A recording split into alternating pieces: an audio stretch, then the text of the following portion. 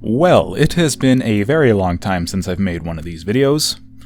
I have done time lapses before, but I haven't actually used my voice in them. So, anyway, I just felt like doing one of these because I felt like I was overdue for one.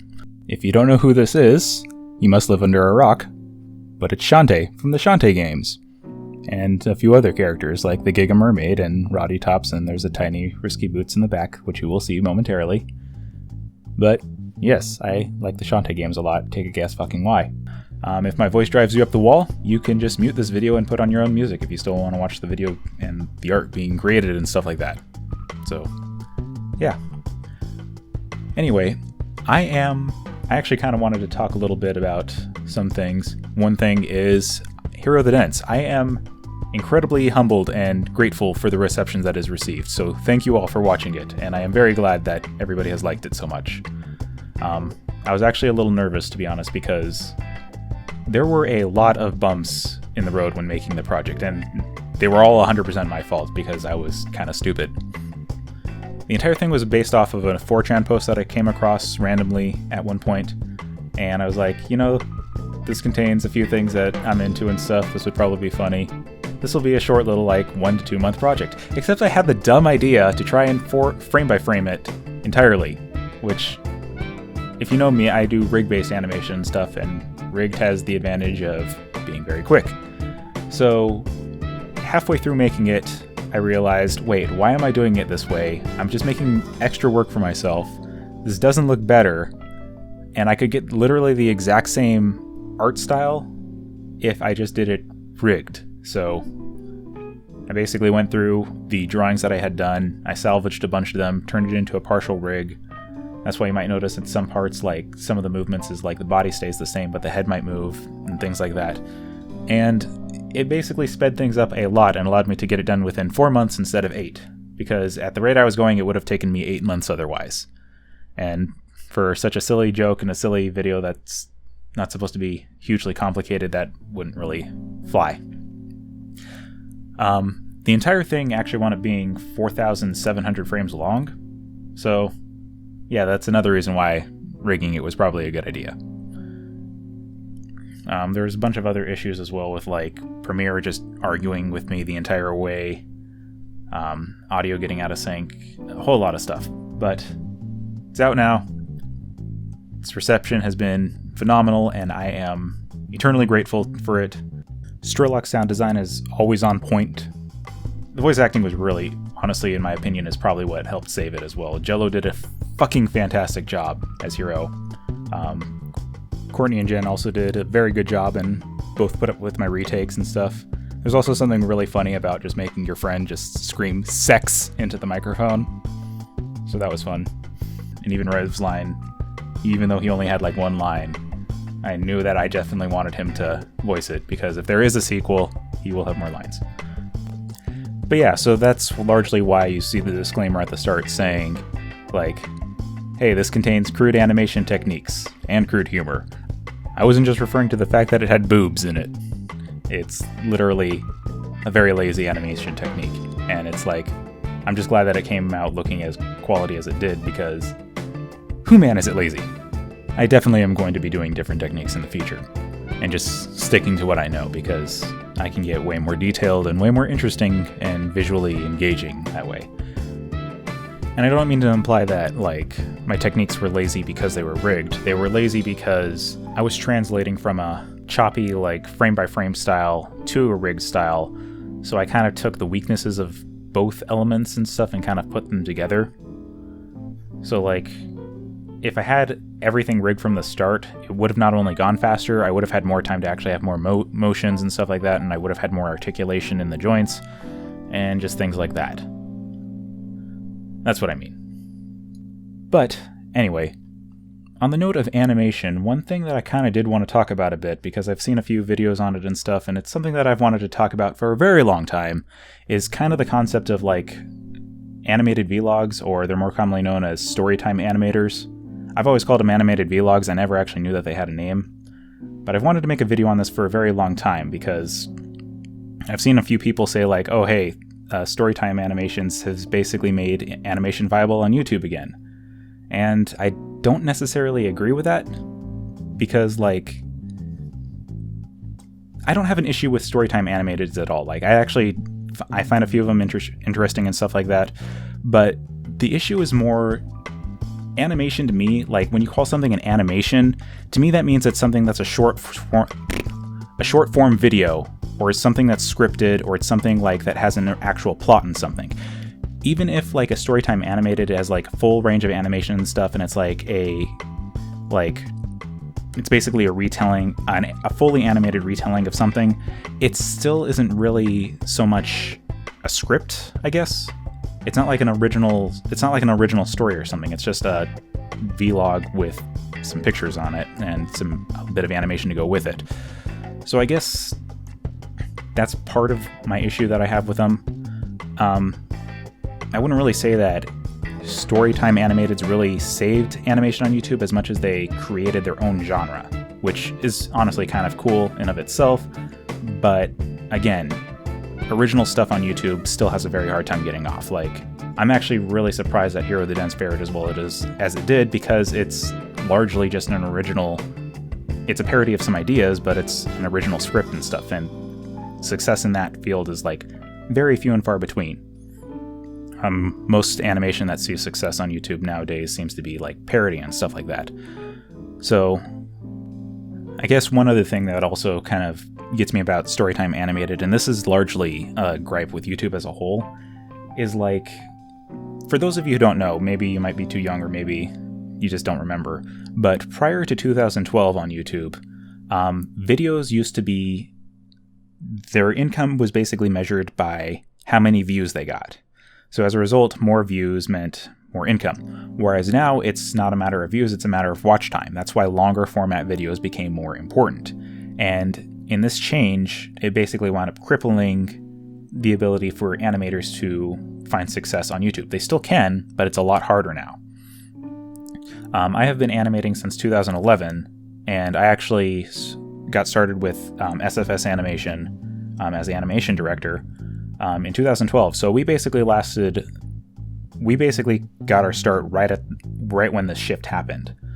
So I know just as well, like how difficult it can be and stuff. But with Storytime Animated and stuff, is it kind of basically reinforces this idea on YouTube that in order to see success, it's more about you rather than your content. It's about this whole concept of celebrity. And that's something that I don't really like personally, because I kind of want my content to speak for itself. It's like, yeah, I do want people, like, honestly, who doesn't want the whole concept of like, oh, hey, I have a bunch of followers, people listen to me and hear me out on what I say. Like, of course everybody wants that, but I also want my stuff to be the reason why people found me in the first place, not just because of me, if that makes sense. With vloggers and things like that, there's basically this, with the whole celebrity push, there's basically this, you have to adhere to this idea of persona, essentially. And it's kind of frustrating because it can be very hard to balance with your personal life and things like that. Some people, they can't shut off their persona, basically. Like, they have to feel like they're constantly in it. YouTube really does kind of gets addicted to the whole, like, you have to constantly be pumping out videos, so these people never really kind of get a break, and they have to constantly be in character.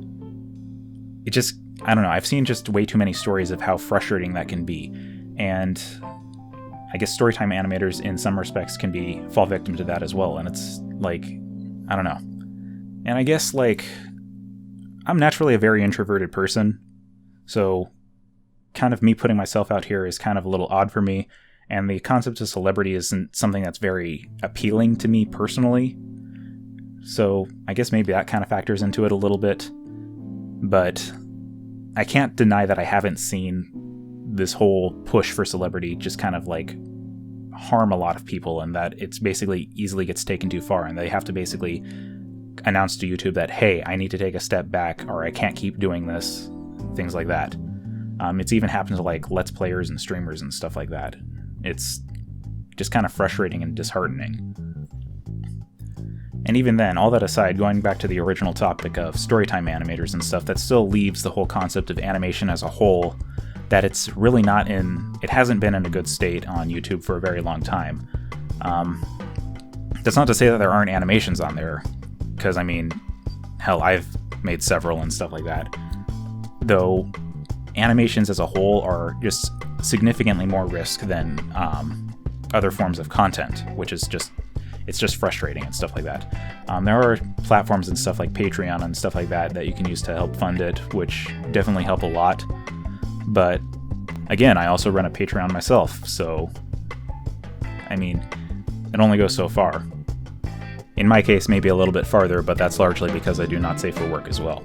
And I am not going to shy away from that fact. I will openly I cannot fucking talk. I will openly announce the fact that I do not save for work in adult art and stuff. I have zero shame about that. So yeah, I guess basically the thing about Storytime Animateds is that they just kind of make me a little sad, because they make me think about, hey, scripted stuff still is in a shitty spot. And it's like I kind of want to recapture that golden era of animation again, where like scripted things are much more prevalent than they are. Though, hopefully, like, I mean, there's still like sites like Newgrounds and stuff like that, and there's people who have enough determination to still make it anyway. And I mean, it's not like profit is the only thing that I think about when it comes to like, oh, making an animation. If I want to make an animation, I'm gonna make it regardless. Profit doesn't factor into that. But I still do have bills to pay and stuff like that. So it's like through my Patreon, for instance, the thing that draws in people is going to be the adult art for me. So I'll use that, and that basically helps fund it. But I got to make sure that I have the appropriate stuff that's being worked on, or the appropriate stuff that's out there, so that way I actually have the income to cover my expenses and things like that. And then sometimes I'll get a hit that also happens to like generate viewership or revenue or whatever, like Hero the Dents, and that's fucking phenomenal. And that kind of goes into the next project, and we'll see where that goes. But yeah, just overall, it's like YouTube doesn't really seem to have as much interest in short form content as it used to, and it's just kind of a little disheartening and stuff like that. I just wish that it was still more prevalent than it used to be. Nowadays, it's mostly just streams, video essays, things like that, which all of them are interesting in their own right, but I still kind of just wish that this whole area was still more prevalent. Actually, that kind of reminds me of something that's a little bit silly as well, is like the whole concept of like animation memes, because I see a lot of people complaining about them, and I don't know why they're taking issue with them, but I do have one issue with them. There was this one animation meme based off of that one Chunibyo GIF where the girl's like shaking her booty, and it came about in like late 2017, early 2018, and it's like, god damn it, I had animated something for that with like in like 2014. Where's my millions of views? God damn it. Animation memes are weird. Stuff will just get like revived from the dead randomly.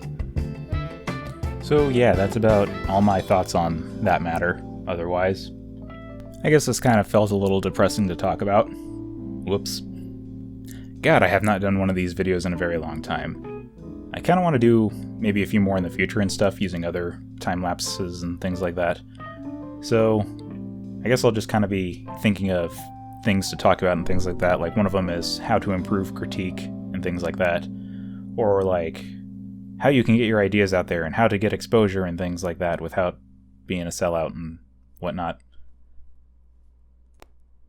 And then also, of course, I also still want to make more tutorials and things like that because, you know, I always kind of watch my old tutorials, and a few of them I kind of have a tendency to talk way too fucking fast. And it frustrates me because I'll see some people who will comment on it as well, and it's like, yeah, you're right, I need to slow down. But anyway, I guess this is the part where I show my Patreon or whatever. So anyway, if you want this picture, it's available for free in my Patreon. You do not need to pay. It's completely free. The Not Safe for Work version is also free, but you gotta know where to find it. If you are a patron, or decide to become a patron, you're awesome, and I love you. I will kiss you on the mouth. I mean it.